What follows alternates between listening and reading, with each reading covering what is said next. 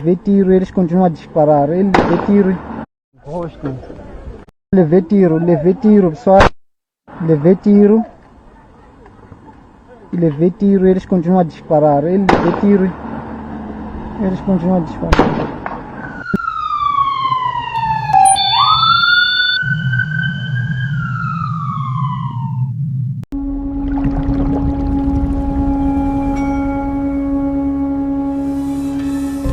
My name is Amara Osei.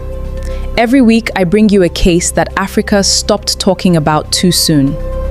Not because it was solved, but because the world got distracted and moved on, the way it always does. Today's case is Albino Sibia, a musician from Mozambique who was silenced live on Facebook in front of 81,000 people. And somewhere, his family is still waiting for an answer nobody has given them. This is Underneath Africa. We keep the story alive.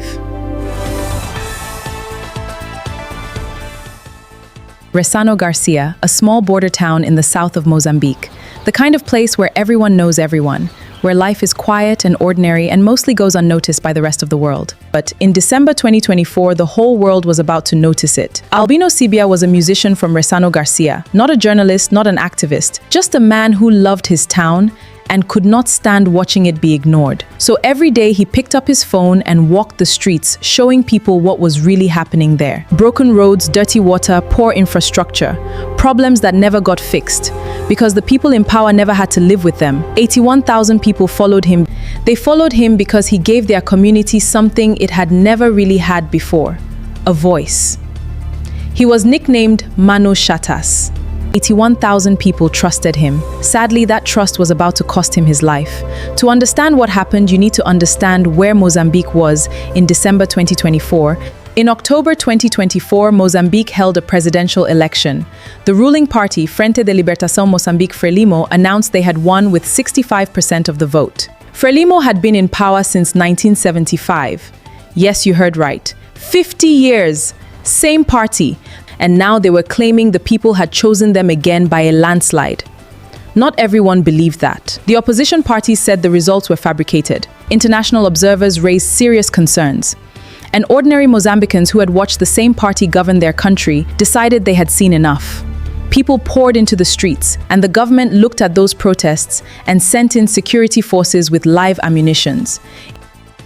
In Ressano Garcia, the anger went deeper than the election. For months, heavy trucks had been rolling through the town, carrying chromium ore from nearby mines. The people said it was poisoning their water. They had blocked the trucks before and it had worked. The trucks stopped, but in December they started moving again. So the people went back to the streets, and Albino Sibia went with them. December 12th, 2024. Sibia went out with his phone like every other day.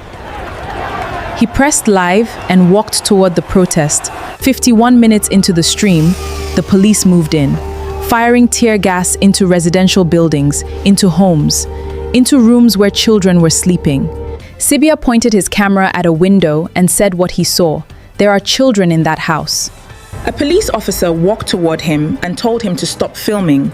The officer didn't want the video circulating online. The officer turned away, then Sibia kept recording. When the officer saw the stream was still live, he raised his weapon and shot Sibia once in the back. He fell. The officer shot him a second time as he laid on the ground. 81,000 people heard both shots, then they heard his voice. I was shot, guys. I've been shot. Help, help. I was hit on my back. I can't turn. Guys, they keep shooting. He turned the camera to his face. Then the live stream suddenly went dark. No hospital in Ressano Garcia, the nearest one 48 kilometers away. They drove as fast as the roads allowed. Albino died before they arrived, 4 hours after the first bullet. He was 30 years old. 2 days later, his family and friends tried to bury him. Police showed up to the funeral and opened fire on the mourners.